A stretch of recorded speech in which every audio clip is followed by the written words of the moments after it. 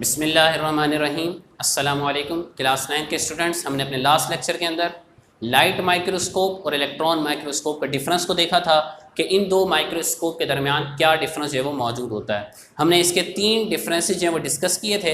इसके अलावा भी इसके डिफरेंसेस मौजूद हैं और वो आप अपनी बुक के अंदर उसको पढ़ें, ठीक है।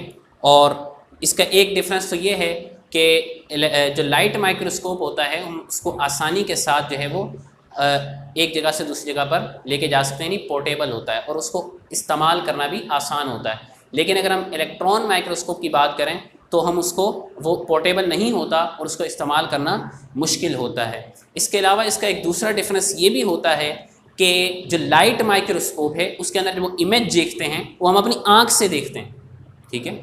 यानी जब हम लाइट माइक्रोस्कोप को इस्तेमाल करते हैं, कोई भी स्पेसिमेन को ऑब्जर्व करते हैं तो हम उसको अपनी आम आँख से देख सकते हैं। लेकिन अगर हम इलेक्ट्रॉन माइक्रोस्कोप की बात करें तो उसमें जो इमेज है वो हमें एक फोटोग्राफिक प्लेट पे देखना पड़ता है, स्क्रीन पर देखना पड़ता है, वो हमें आम आँख से नज़र, यानी हम उसको आँख से नहीं देख सकते, ठीक है। जिस तरह एक्सरे होता है तो वो एक्सरे एक फोटोग्राफिक फिल्म पे जो है वो आपको नज़र आता है, तो इसी तरह ये एक डिफरेंस भी है इलेक्ट्रॉन माइक्रोस्कोप और लाइट माइक्रोस्कोप का। इसके बाद बेटा आज का जो हमारा टॉपिक है वो है सेल के बारे में, ठीक है।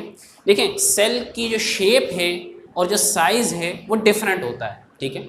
यानी हर सेल एक किस्म का नहीं होता, हर सेल की शेप एक जैसी नहीं होती और हर सेल का साइज़ भी जो है एक जैसा नहीं होता। ये डिपेंड करता है उसके फंक्शन पे कि उसका फंक्शन कैसा है, ठीक है। यानी सेल की जो शेप है और उसका जो साइज़ है वो डिपेंड करता है उसके फंक्शन पे कि उसने फंक्शन जो है वो क्या करना है। ये वेरिएशन होने के बावजूद, यानी हर सेल का साइज़ भी सेम नहीं है, हर सेल की शेप भी सेम नहीं है, लेकिन इसके बावजूद कुछ कॉमन स्ट्रक्चर्स ऐसे होते हैं सेल के अंदर जो कि तमाम के अंदर कॉमन होते हैं, ठीक है। चाहे सेल की शेप कुछ भी है, उसमें सेल मेम्ब्रेन, ठीक है, सेल वॉल, इस तरह के जो स्ट्रक्चर्स हैं, माइटोकॉन्ड्रिया वगैरह हैं, वो तमाम ऑर्गेनल्स सब में कॉमन पाए जाते हैं। तो हमने उनको जो है वो डिस्कस करना है। तो सबसे पहले हम जो है वो डिस्कस करेंगे सेल वॉल को। किसको डिस्कस करेंगे बेटा? सेल वॉल को डिस्कस करेंगे। ये आपको एक प्लांट सेल और एनिमल सेल की जो है वो डायग्राम नज़र आ रही है। इसमें एक मेजर डिफरेंस आपको ये नज़र आ रहा होगा कि यहाँ पे प्लांट सेल के अंदर सेल वॉल जो है वो मौजूद है, यानी एक आउटर मोस्ट बाउंड्री जो है वो मौजूद है प्लांट सेल के अंदर। जबकि एनिमल सेल की अगर हम बात करें तो एनिमल सेल में कोई सेल वॉल मौजूद नहीं होती। तो इससे हमें पता चला कि सेल वॉल जो है सिर्फ और सिर्फ प्लांट सेल के अंदर मौजूद होती है। इसके अलावा बैक्टीरिया और फंजाई वगैरह के अंदर भी ये मौजूद होती है, ठीक है। तो हम इसके अब कैरेक्टर्स देख लेते हैं कि ये कैसी होती है। तो सबसे पहले नॉन लिविंग होती है, ठीक है। आउटर मोस्ट बाउंड्री, ठीक है। नॉन लिविंग और आउटर मोस्ट, यानी सेल के सबसे आखिर की जो बाउंड्री है वो क्या है? वो सेल वॉल होती है। अब ये किससे बनी होती है बेटा? ये बनी होती है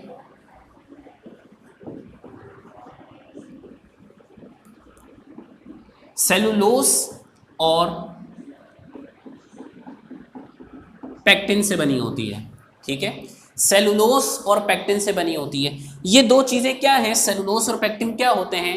सेलुलोस और पेक्टिन दो नेचुरली अकरिंग सब्सटेंसेस होते हैं, कुदरती तौर पे मौजूद होते हैं, ठीक है। और बेसिकली ये कार्बोहाइड्रेट्स होते हैं। क्या होते हैं? कार्बोहाइड्रेट्स जो वो मौजूद होते हैं।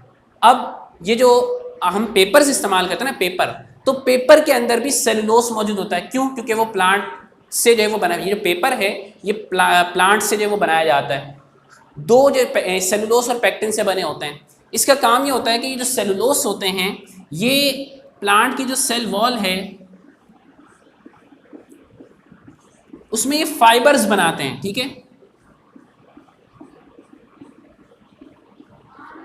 ठीक है। और ये कुछ इस तरह का स्ट्रक्चर जो फॉर्म करते हैं। ये जो सेलुलोस है, ये जो आपको थ्रेड नजर आ रहे हैं, ये फाइबर्स हैं। फाइबर हम कहते हैं कोई भी बारीक धागा नुमा स्ट्रक्चर, ठीक है। तो ये सेलुलोस क्या करते हैं? फाइबर्स बनाते हैं, ठीक है, जो किस तरह अरेंज होते हैं। इस पैटर्न को हम कहते हैं क्रिस क्रॉस मैनर, ठीक है। ये किस तरह अरेंज हुए होते हैं? ये अरेंज हुए होते हैं क्रिस क्रॉस मैनर के, ठीक है। ये आपको स्ट्रक्चर नजर आ रहा है। और ये जो फाइबर्स हैं ये अपनी जगह पर रहते हैं पेक्टिन की वजह से। यानी पेक्टिन आप यूं समझ लें ये एक सीमेंटिंग मटेरियल का काम करता है कि जो सेलुलोज के जो फाइबर्स होते हैं वो अपनी जगह पर रहते हैं। किसकी वजह से? इस पेक्टिन की वजह से। ठीक है जी। अब हम आते हैं कि ये कितनी लेयर्स पर मुश्तमिल होता है। तो जो सेल वॉल है वो 3 मेन लेयर्स पर मुश्तमिल होती है। 3 मेन लेयर्स। वो कौन कौन सी हैं? प्राइमरी वॉल, सेकेंडरी वॉल और मिडल लेमिला।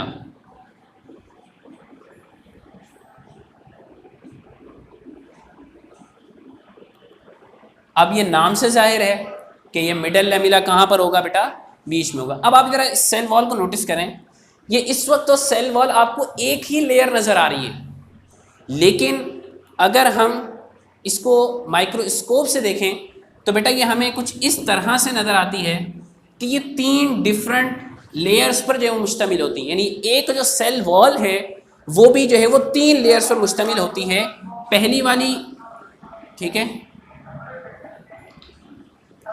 ठीक है, और इसके सेंटर में ये मिडल लेमिला। ठीक है।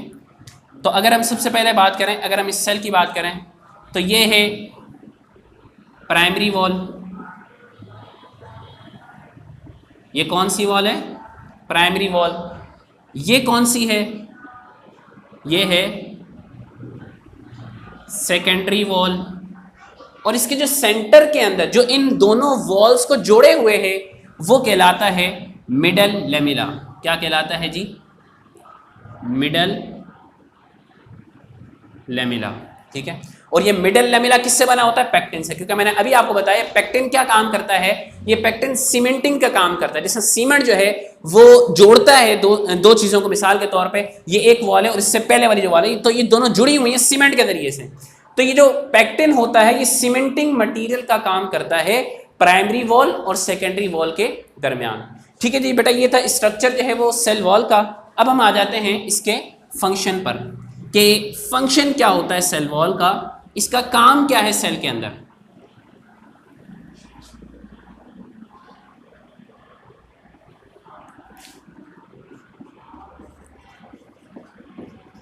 Function of cell wall. ठीक है। पहली बात, ये सेल को प्रोवाइड करता है प्रोटेक्शन एंड सपोर्ट। ठीक है। क्या प्रोवाइड करता है? Protection and support to the सेल। ये देखें, क्योंकि ये आउटर मोस्ट बाउंड्री है सेल की, तो लिहाजा ये सेल को क्या करती है? प्रोटेक्ट करती है और सपोर्ट फराहम करती है। इसके दूसरा जो पॉइंट है वो ये है कि ये सेल को एक डेफिनेट शेप जो है वो प्रोवाइड करती है। ठीक है। यानी सेल की जो एक खास शेप है, शक्ल है, वो भी इस सेल वॉल की वजह से है। अगर ये सेल वॉल मौजूद ना हो तो चूंकि प्लांट्स का काम वाटर की एब्जॉर्प्शन का होता है, जरा गौर से सुनिएगा, प्लांट का काम एब्जॉर्प्शन का होता है। आपको वैक्यूल नजर आ रहा है। जब प्लांट जो है वो इस वाटर को एब्जॉर्ब करता है तो जाहिर है कि वैक्यूल के अंदर पानी भर जाता है और उसका सेल का जो साइज है वो एक्सपेंड हो जाता है। तो अगर इसके बाहर कोई वॉल नहीं होगी तो इसका मतलब है कि उस सेल की एक खास शेप नहीं होगी। जब पानी भरेगा तो उसकी जो है वो साइज एक्सपेंड हो जाएगा और जब उसमें से पानी जो है वो कह लें कि फ्लेक्सिड होगा सेल, यानी इसमें पानी कम होगा, तो फिर सेल कैसा होगा? सिकुड़ जाएगा। ये सेल वॉल है जो कि एक डेफिनेट शेप जो है वो प्रोवाइड करती है सेल को। और इसका जो मेन फंक्शन है वो है फंक्शन ऑफ ट्रांसपोर्ट। ठीक है। ये सेल्स के दरमियान ट्रांसपोर्ट का फंक्शन भी जो है वो परफॉर्म करता है। कौन? Cell wall. जाहिर है कि सेल जो है सिंगल तो एग्जिस्ट नहीं करता। जैसे मल्टी सेलुलर ऑर्गेनिजम्स हैं, इंसान हैं, जानवर हैं, और यहाँ पे चूंकि हम प्लांट्स की बात कर रहे हैं तो प्लांट भी बहुत सारे सेल्स कंबाइन होकर टिश्यू बनते हैं और फिर वो जो एक स्पेसिफिक फंक्शन जो परफॉर्म करते हैं। तो जाहिर है कि जो दो सेल्स के दरमियान, ठीक है, दो सेल्स के दरमियान जो ट्रांसपोर्ट होती है वो इस सेल वॉल के जरिए से होती है। ठीक है, यानी कोई भी वो चीज़, वो सब्सटेंसेस जो कि सेल्स के अंदर जाने, मिसाल के तौर पर वाटर एंड मिनरल्स हैं, तो वो एक सेल से दूसरे सेल्स में और इस तरह सो ऑन, तो ये किस की वजह से होता है? सेल वॉल के ज़रिए से होता है। तो इससे हमें एक बात पता चली कि सेल वॉल कैसी होती है? Cell wall permeable in nature होती है। कैसी होती है? परमिएबल इन नेचर होती है। परमिएबल इन नेचर का मतलब है इसमें से फ्लूइड या फिर गैसेस वगैरह आसानी के साथ क्या हो सकती हैं? डिफ्यूज हो सकती हैं। यानी वो सब्सटेंसेस जो कि सेल को चाहिए होते हैं वो सेल के अंदर बाआसानी इस सेल वॉल के जरिए से इंटर हो सकते हैं, और सेल के अंदर जो वेस्ट प्रोडक्ट वगैरह बनता है, वो चीज़ें जो कि सेल के बाहर जानी हैं, वो भी बाआसानी इस सेल वॉल के जरिए से बाहर जो है वो चली जाती हैं। ठीक है जी बेटा, ये था हमारा स्ट्रक्चर जो है वो सेल वॉल का। ये डायग्राम्स आपको जो नज़र आ रही हैं, इसके अंदर जितने भी स्ट्रक्चर्स हैं हम उन सबको जो है वो सेपरेटली जो है वो डिस्कस करेंगे। अब जो हमारा नेक्स्ट लेक्चर होगा वो होगा सेल मेम्ब्रेन के बारे में। अगर इस हवाले से आपको कोई भी सवाल हो तो आप ज़रूर पूछें। अंटिल द नेक्स्ट टाइम, अल्लाह हाफिज़।